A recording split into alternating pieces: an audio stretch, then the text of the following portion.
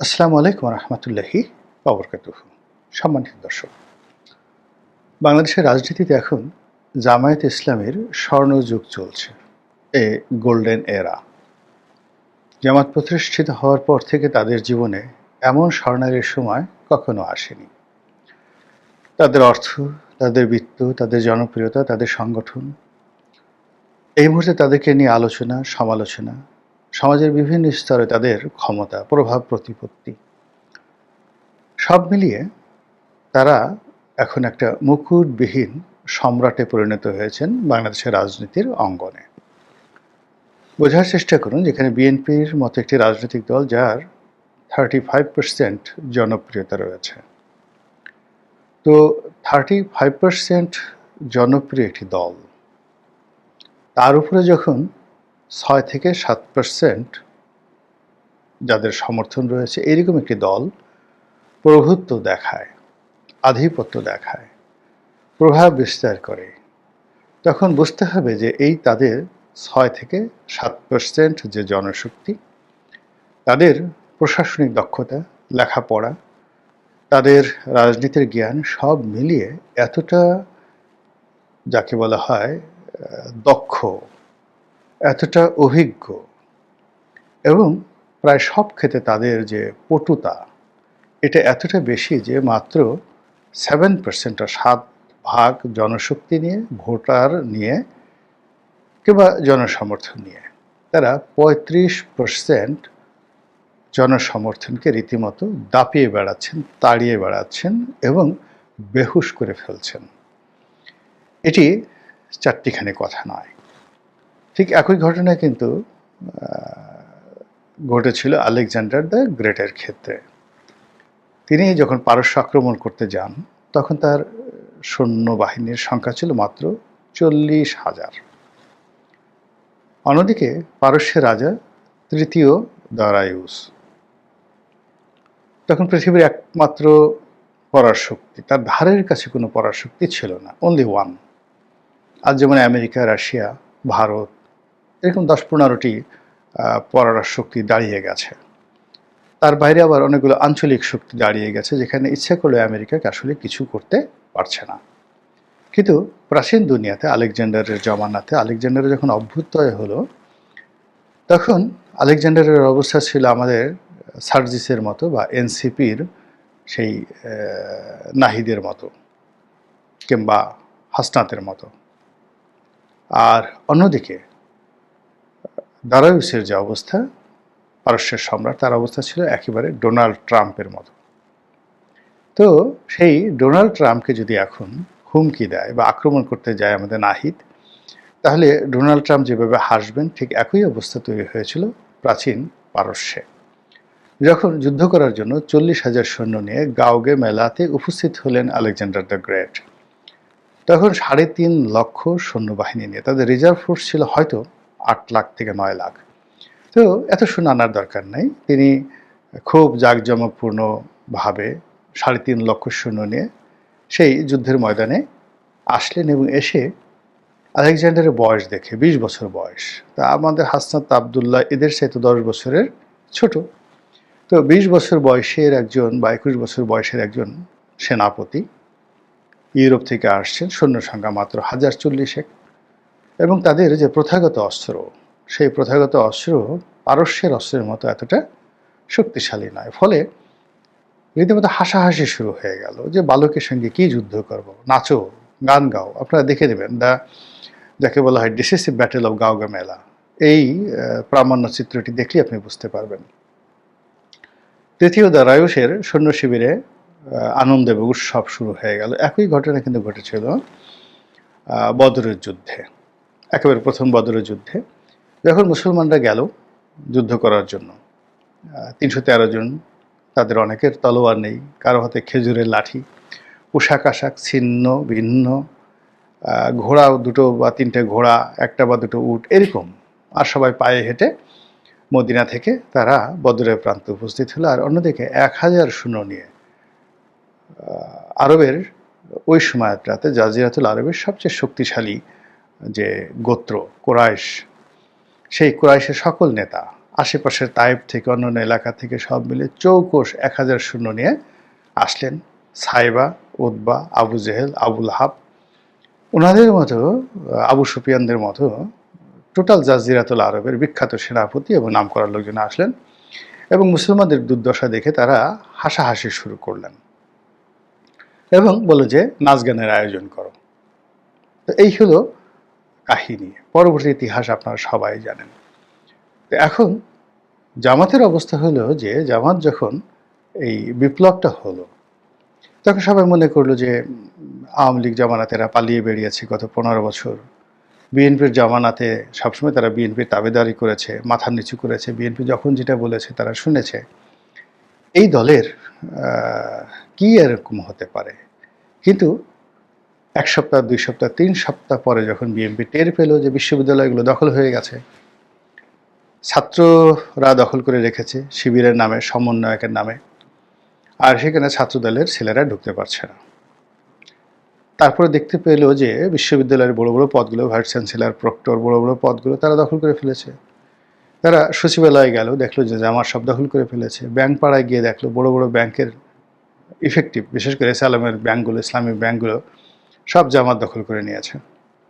বিএনপির কিচ্ছু করার ছিল না। তখন বিএনপি কোথায় গেল?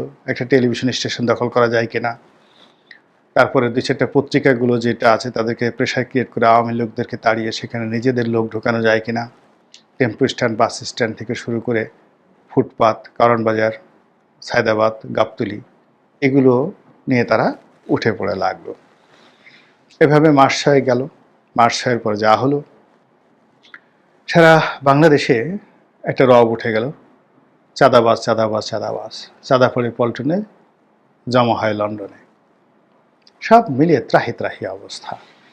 তো এই যে কৌশল, জামাতের যে কৌশল, সেই কৌশলের কাছে প্রাথমিকভাবে বিএনপি রাম ধরা খেয়েছে এবং অন্যান্য যে রাজনৈতিক নেতৃবৃন্দ যারা কখনো জামাতকে রাজনৈতিক দলই মনে করেনি, বিশেষ করে যে সকল বাম ঘরানার রাজনৈতিক নেতৃবৃন্দ, তারা কখনো জামাতকে রাজনৈতিক দল হিসেবে স্বীকৃতি দেয়নি।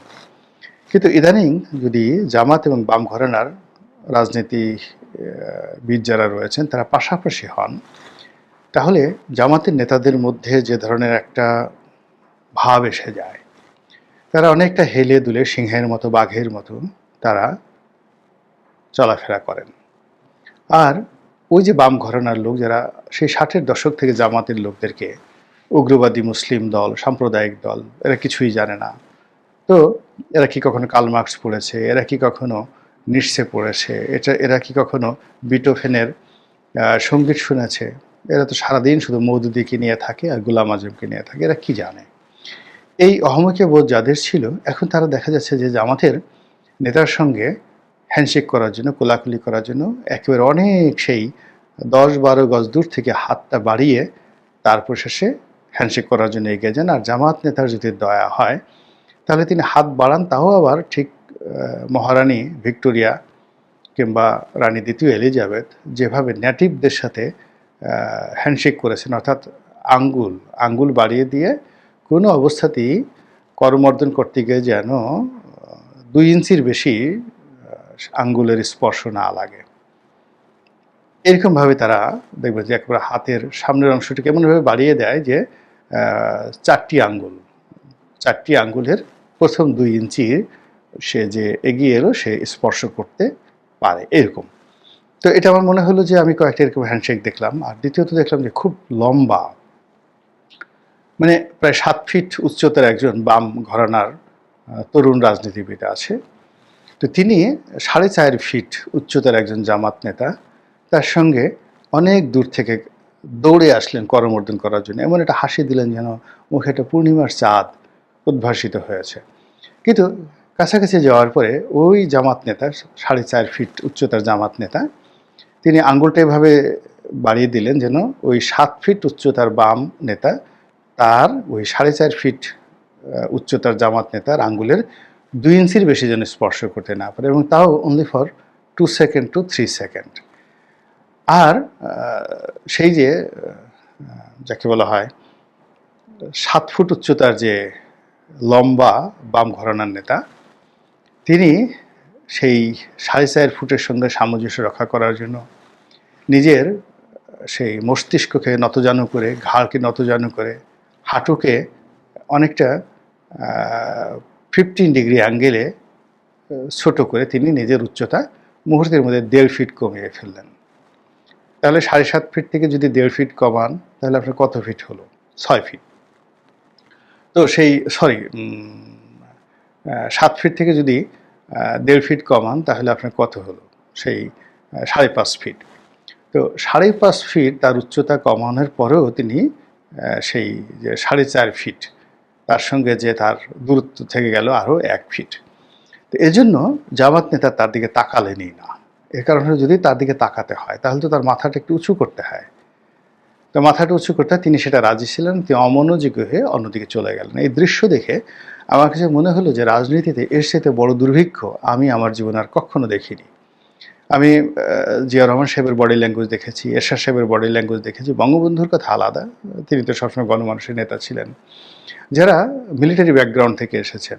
তো তাদের বিভিন্ন বডি ল্যাঙ্গুয়েজ দেখেছি, কিন্তু এই জামাত নেতার যে বডি ল্যাঙ্গুয়েজ, তার সঙ্গে সঙ্গে 7 ফুট উচ্চতার যে বাম ঘরানা রাজনীতির যে নেতার যে 1 ফিট কমিয়ে দেওয়ার পরও তার উচ্চতা যে পরিস্থিতি তৈরি হলো, আমার কাছে মনে হলো যে জামাত রাজনীতিতে আসলে গডফাদার হয়ে গেছে।